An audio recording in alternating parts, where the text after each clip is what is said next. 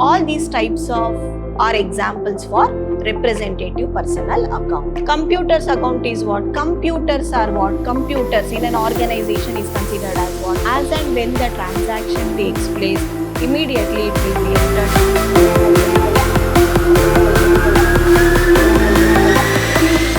Very good morning, students. I'm Dr. Sahana L, lecturer, Department of Commerce, Vidyashram PU College, Temple of Excellence, Mysore. Today, we will discuss Chapter 3, that is Recording of Transaction 1 of First PUC Accountancy. In our previous class, we discussed what is an voucher, examples of voucher, what is an accounting equation, and also we have solved various problems. In today's session, we will continue further. We will understand what is an account. In this session, we will understand what is an account. Account in short form, we represent it as A/C. Account in short, we represent it as A/C. What is an account? An account is a systematic record of all the transactions relating to particular person, asset, liability, income or expenses. What is an account? It is a record of all the transactions. In an organization, various types of transactions keeps taking place, and all the transactions which are related to the person, asset, liability, income or expenses, they keep a record of all these transactions, and that is considered as an account. An account maintained in ledger has two sides. For example, cash account. Account will be in the form of T-shape. Account will be in the form of T-shape. Okay, this side is called as left side. This side is called as right side. This side we call it as debit side. Left side is called as debit side. Right side is called as credit side. In left side, whatever the value received will be recorded. In the credit side, whatever the value which is given will be recorded on the credit side. For example, in plant and machinery account, purchase of all the details related to purchase of asset, sale of asset will be recorded. Similarly, for example, cash account. In case of cash account, cash received, whatever the transactions related to cash, whether they have received the cash, whether they have made payment towards cash, those things will be recorded in the cash account. Similarly, furniture account is also an example. Purchase and sale of furniture related items will be recorded in the furniture account. Classification of accounts. Accounts are classified into three. This is under traditional approach. Under traditional approach, accounts are classified into three: personal account, real account and nominal account. Personal account, there are three classifications: natural persons, artificial persons, representative personal account. Natural persons. Natural persons account. Personal account is an account which is related to persons. First one is related to natural persons. Natural persons are those persons who can walk, talk, sit, write, talk, etc. Okay, like Rama's account, Sita's account, Mohan's account. Okay, all these natural persons comes under natural persons account. Next is artificial persons account. Artificial persons account. In case of artificial persons account, all companies, all organizations, all schools, colleges, institutions will come here. For example, Canara Bank account, SBI account, Vidyashram College account, all these comes under artificial personal account. Representative personal account represents certain person or persons. For example, outstanding salary, outstanding rent, pre-received income. All these types of are examples for representative personal account. Outstanding salary, prepaid rent, outstanding rent are all examples for representative personal account. The next is real account. The next type of account under traditional approach is what? Real account. Real account is related to assets of the business. It includes two types of assets. A real account is what? It is related to assets of the business. Assets are classified into two types. One is tangible real account and the other one is intangible real account. Tangible real account. Tangible real account means it is an account which is related to the tangible assets, like which you can see, which you can touch, etc., which has a physical existence. These are the assets which has a physical existence. Next is intangible accounts. Intangible accounts are the accounts which are related to intangible assets like goodwill, patents, copyrights, computer software. All these comes under intangible accounts. So real accounts are classified into two. One is tangible and the other one is intangible. Tangible consists of the assets which have physical existence like land, building, plant, machinery, etc. Intangible accounts are intangible assets are the assets which do not have a physical existence. Okay, like goodwill, patent, copyright, all these comes under intangible real accounts. The next classification is nominal accounts. Nominal accounts are the accounts related to expenses and incomes of the business. So under traditional approach, accounts are classified into three: personal account, real account and also nominal account. Now we will understand what are the debit and credit rules under English system. Just now we learned there are three types of accounts. One is personal account, real account and nominal account. Now let us understand the rules of these three accounts. Now personal account. What is the rule of the personal account? Personal account rule says debit the receiver, credit the giver. What is the rule of the personal account? Debit the receiver, credit the giver. Likewise, real account says debit what the rule of the real account is debit what comes in, credit what goes out. The rule of the nominal account is debit all expenses and losses, credit all incomes and gains. Now, this is the rules of debit and credit under American system or under modern approach. These are the nature of accounts. Okay, for easy remembrance, we can keep it as dealer. D stands for drawings, E stands for expenses, A stands for assets, L stands for liabilities, E stands for equity or capital, R stands for revenue. If drawings increases, then debit. If drawings decreases, then credit. Debit if there is an increase in the expenses. Credit if there is any decrease in the expenses. These are the rules of debit and credit for these six types of accounts. Next is assets. Whenever asset increases, we have to debit. Whenever asset is decreases, then we have to credit. Similarly, liabilities. Increase in the liabilities, credit. Decrease in the liabilities is debit. Increase in the capital is credit. Decrease in the capital is debit. Increase in the revenue is credit. Decrease in the revenue is debit. These are the debit and credit rules under American system or modern approach. Now, these type of questions are asked for 6 marks in the examination. Now, classify the following accounts into assets, liabilities, capital, income and expenses. Okay, these type of questions are asked for 6 marks in your examination. Is asked for 6 marks. Totally 12 items will be given. Each item carries half mark. So totally 12 items will be given. So this question carries 6 marks.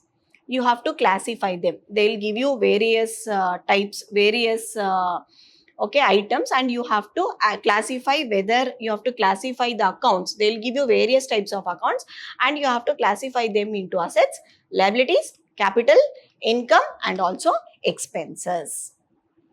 Now we will see the first one. Okay, these are the answers. This will not be given. Only from here to here is the question. They will give you only the question in the examination. This answer part you have to write like this. First, cash account. They have given cash account. Cash account is what type of account? Cash is what? Cash is an asset. So cash is what? Cash is an asset. It is a tangible asset. Cash is what? It is an asset. So we should write it as asset. Asset is the answer for cash account. See the next one. Building account they have given. Building is what? Building is also an asset. The factory building. Whenever they are doing a business, they will do in the building. Building is what? Building is an asset. What type of asset? It is a tangible asset. So just we should write the answer as asset. Building account is what? It is an asset. Followed students? Building account is what? Building account is asset. Next, they have given bank loan account. Bank loan account is what? Bank loan. When you take a loan from a bank, what it is? It is considered as a liability. Bank loan account is what? It is a liability. Why? Because whenever you take a loan from a bank and that loan amount has to be returned back after some time. So loan is considered as what? Liability to the business. Next is capital. Capital remains the same. Capital is capital. What is capital? The amount invested by the owner to start the business is considered as capital. Correct? So capital remains the same. Capital is capital. Interest received. Okay, business has received some interest. Okay, once they received interest received is what? It is considered as income to the business or revenue to the business. Rent paid. The factory building, they are running in a rented building. So rent, they have to pay rent on a regular basis, on a monthly basis. So payment of rent is what? Rent paid account is, will fall under which category? It falls under, it is what? It is an expense. Purchases. Purchases account is what? It is an expense. When you are purchasing any goods, what you are incurring? You are incurring, it is an expense. You are incurring cost. So purchases is what? Purchases is an expense. Now sales. Sales. Okay, sales is what type of account it is? It is an income. Sales account is what? Sales account is an income. See, sales, generally the business, what they do in order to earn the revenue, they sell the products.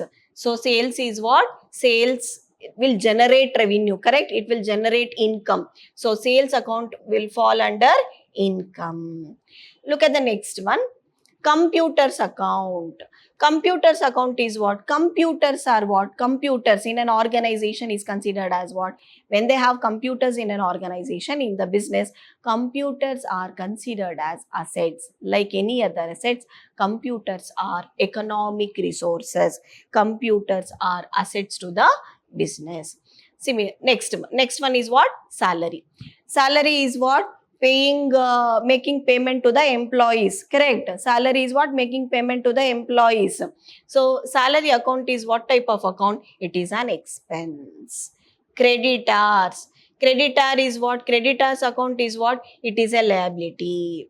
Creditors account is what? It is a liability, because the company has to make payment to their creditors, okay, on a future date.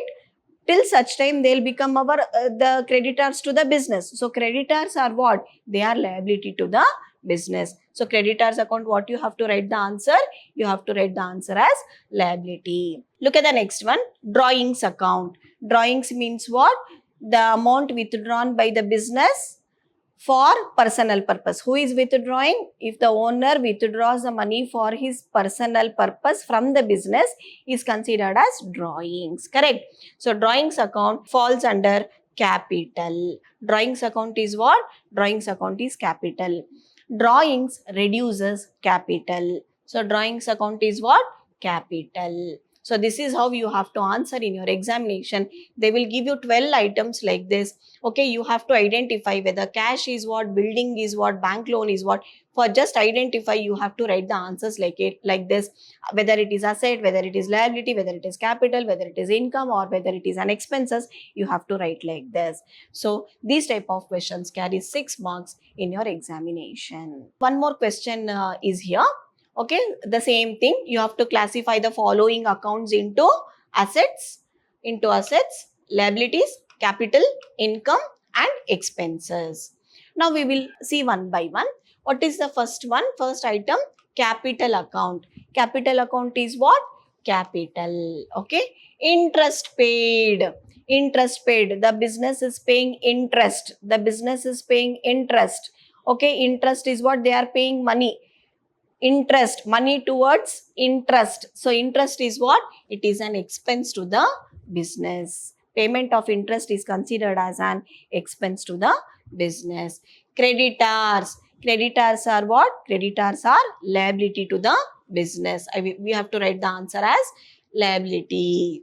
Creditors account is what? Liability. Next one, what is the next one? Machinery account. Machinery is what? It is an asset to the business. So you have to write the answer as asset. Bills payable. Bills payable is what?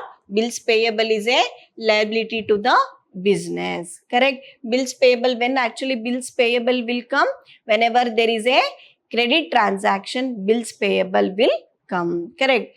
The business has to pay the bills on a future date. On a future date. So bills payable is what? It is a liability, wherein the payment of bill is postponed to a future date. Okay. So bills payable is what? It is considered as a liability to the business. Discount received. Okay. Discount received. Whenever the business is making payment, okay, it will receive some sort of discount. Some discount is what? Some deduction or reduction in the price of the goods. So whenever the discount received, so discount received is what? It is an income to the business. Cash, cash account. Cash account is what?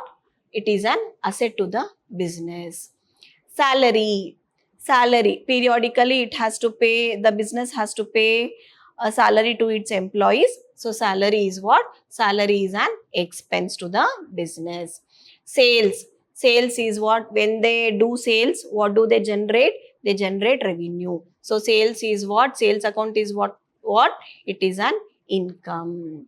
Okay. Goodwill, goodwill account is what? Goodwill is also an asset.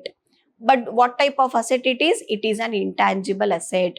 Goodwill cannot be, you cannot see the goodwill. It is an intangible asset. Outstanding wages. Outstanding wages. Outstanding wages means what? Wage is an expense. Wage is an expense which is paid to the laborers. The word outstanding. Outstanding means what? The wage which is due but not paid. Suppose only wage they have given. Wage, the answer for wage is expense. When the word outstanding wage is given, outstanding wage is what? Outstanding wage means the wage the laborers has worked, wage is due but not paid. Outstanding wages means what? Wage is due but not paid. Wage is due but not paid. So outstanding wages account is liability to the business. Stock. Okay, stock. Stock includes what? Raw material, semi-finished goods, finished goods.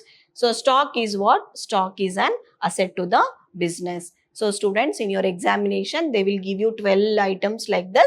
Okay, 12 items like this. Each item carries 12 half mark. So totally 12 items will be given. If you answer just, if you write what it is, capital account is what, interest paid is what. If you mention all these in your examination, so this question carries 6 marks. It is easy to score. Next, we will move on to the next topic. The next topic is called as journal.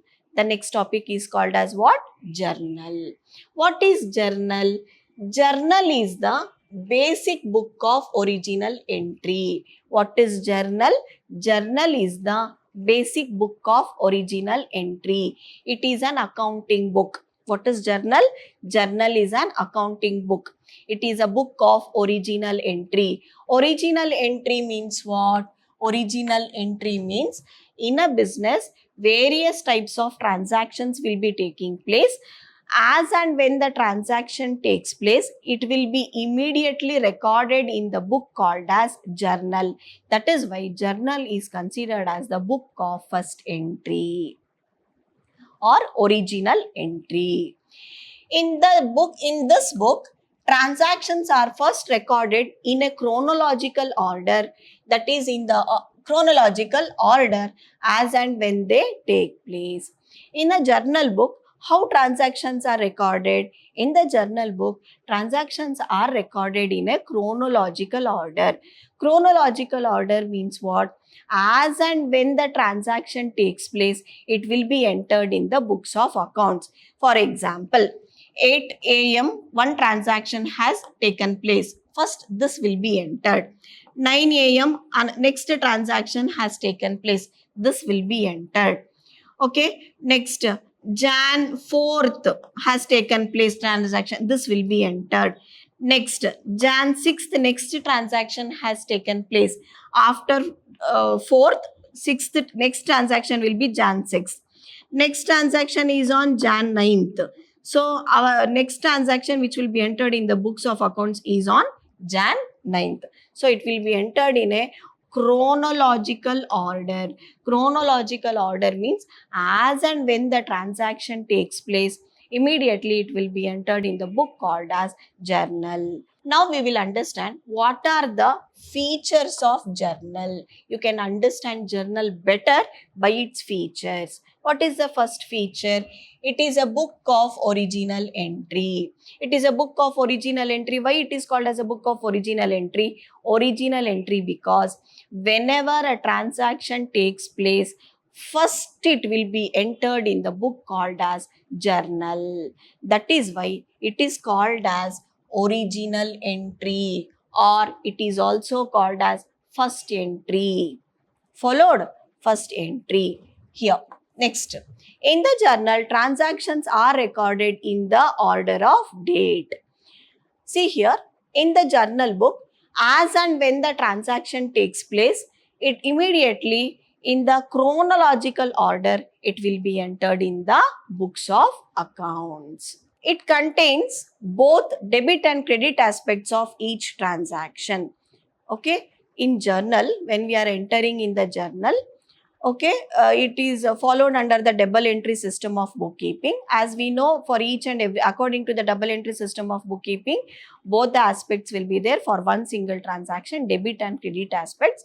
So in the journal entry contains both the aspects, both debit entry will be there, credit entry will be there for each transaction. That means to say that for one single transaction, two aspects will also be there. One is debit aspect and the other one is credit aspect.